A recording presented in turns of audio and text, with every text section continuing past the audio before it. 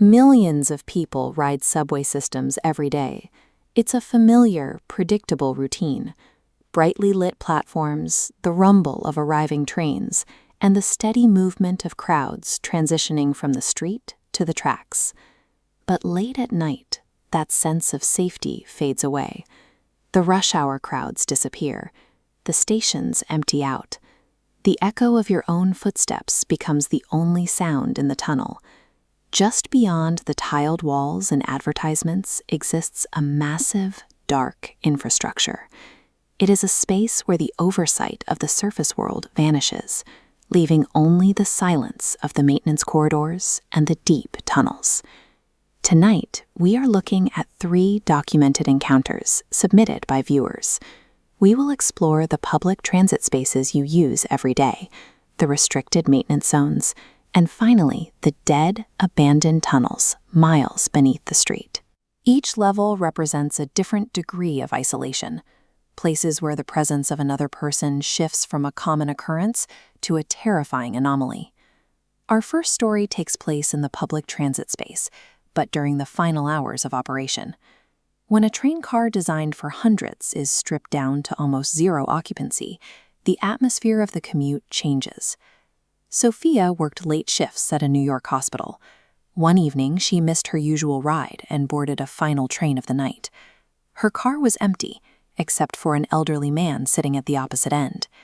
As the train moved through the city, she noticed he hadn't moved once. He sat rigidly upright, staring straight ahead. She watched him for several minutes, but she couldn't remember seeing him blink. The train eventually entered a particularly long stretch of tunnel. Outside the windows, there was nothing but darkness, and the overhead lights began to struggle. The electrical system buzzed and died, plunging the car into total darkness. When the lights blinked back on, the man was suddenly sitting only 3 rows away. He hadn't stood up or walked down the aisle. The lights flickered a second time. Darkness, then light.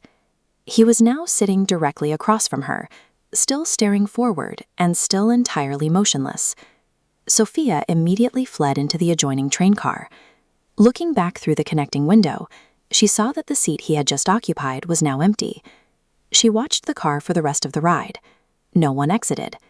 But when she reached her stop and hurried onto the platform, she glanced back through the glass as the train pulled away. The elderly man was standing on the station platform, watching her, even though he had never stepped through the doors. Sophia's experience shows that even within a moving public vehicle, the isolation of the late-night tunnels creates opportunities for encounters that defy the logic of the surface. Step past a locked door, and you enter the restricted maintenance network hidden directly behind the platform walls. Eric was a night shift maintenance technician in Chicago.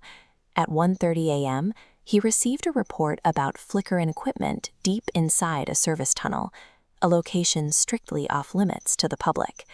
As he walked deeper into the corridor, the ambient noise of the city vanished. He was surrounded by solid concrete and the slow, rhythmic echo of dripping water. While checking the equipment, Eric spotted a service door that had been left slightly ajar. It was supposed to be deadbolted. Inside, the small utility room had been turned into a living space. Blankets and food wrappers were scattered across the floor, but the walls were the most disturbing part. They were covered in dozens of overlapping newspaper clippings, almost all of them detailing local missing persons cases. Eric radioed security immediately. While waiting for a response, his flashlight caught a single sentence written on the concrete. He walks the tunnels after 2 a.m. Suddenly, the silence was broken by heavy footsteps. They weren't coming from the hallway. They were directly above him, running rapidly along the ceiling pipes before stopping right over his head. Security arrived minutes later, but the room was already empty. The blankets, the food, and the newspaper clippings had been cleared out. Even the writing on the wall was gone, leaving no evidence that anyone had ever been there. The utility rooms and corridors that keep the subway running can also provide cover. For someone willing to live in the dark, the maintenance network offers a way to exist right alongside the public while remaining completely untraceable. The furthest reaches of the system are the abandoned transit lines, dead tunnels that have been closed to the public and disconnected from the power grid for decades. Daniel was part of a 4-man crew inspecting a section of tunnels scheduled for demolition. Navigating the decaying tracks after midnight, they relied entirely on industrial flashlights to cut through the absolute darkness. About an hour into the inspection, the crew stopped. Hundreds of feet down the tracks, a figure was standing perfectly still. It was unusually tall, dwarfing the size of any normal person. They assumed it was a trespasser and began walking toward it. The figure didn't move or react to their lights. As they got closer, their two-way radios began erupting with loud, persistent static.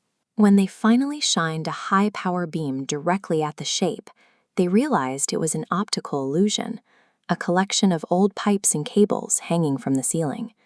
The crew laughed in relief, until one worker noticed something else.